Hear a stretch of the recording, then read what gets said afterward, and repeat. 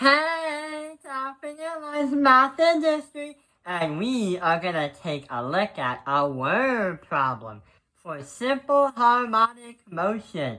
And sure enough, we're gonna be using a pendulum effect. So we've been learning a lot about this over here and that over here, but also we made a diagram in the last episode of how pendulums work. But what we're gonna do is actually solve a word problem. So if a pendulum completes 10 oscillations or cycles, takes 45.6 seconds, what is the length of the metal string? Or should I say, what is the length of a cable? Because you wouldn't really call a metal string a metal string. So a cable. How long is the metal cable? So let's see what happens. We do know that it has 10 cycles. So we're going to put that right over here. But also, that equals 45 seconds. Wait, 45.6 seconds. What can we do? Well, what if I told you that there's an actual formula that could help us along on understanding how long the metal thing is, or the cable, the cable. So the formula is going to be the time in seconds per period is going to equal 2 pi times the square root of your length divided that by the Earth's gravity. The 2 pi represents the pendulum swing in a circular momentum, in a circular motion. The L represents the length of the cable. That's what we're trying to find. And the G represents the Earth's gravity. So let's see what happens when we try to plug that in right over here. But wait, we only have 10 cycles of 45.6. One cycle should be 1/10 of 45.6. So what's going to happen is, in one cycle, or one period, the pendulum is going to take 4.56 seconds.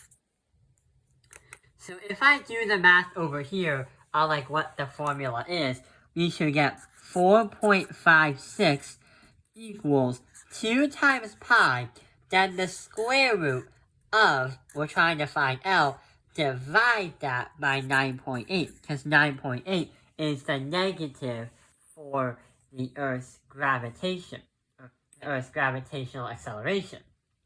So let's try to get solving. We divide this side by 2 pi, and divide this side by 2 pi, or 6.28 on a calculator.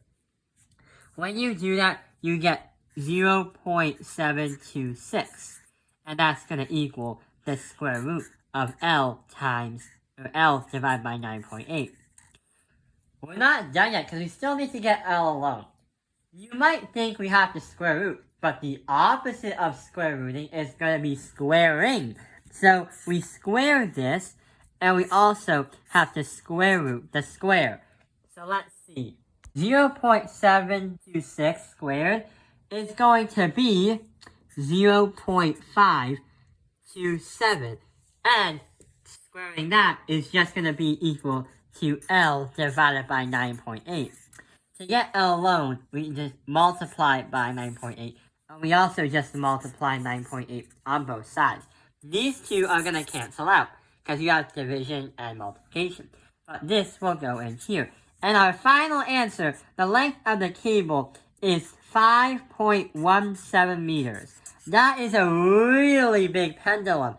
Despite, yeah, it does make sense that it takes 45 seconds and 4.56 seconds just for one cycle. But let's see what happens if we try to find the frequency.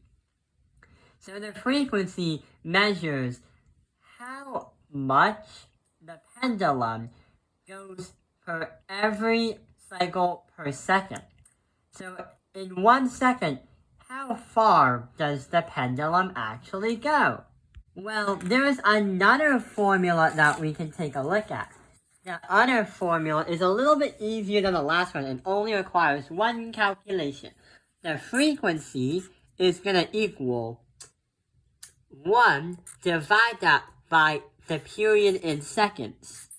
So what is supposed to happen is 1 second, divide that by, what was our time?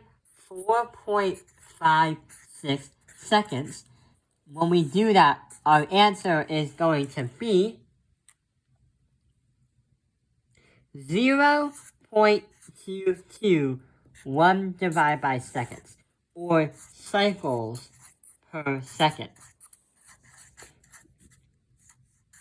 The reason why it's in a decimal is because when the pendulum goes from where it was to where it is when doing a cycle, it's not going to complete a single cycle.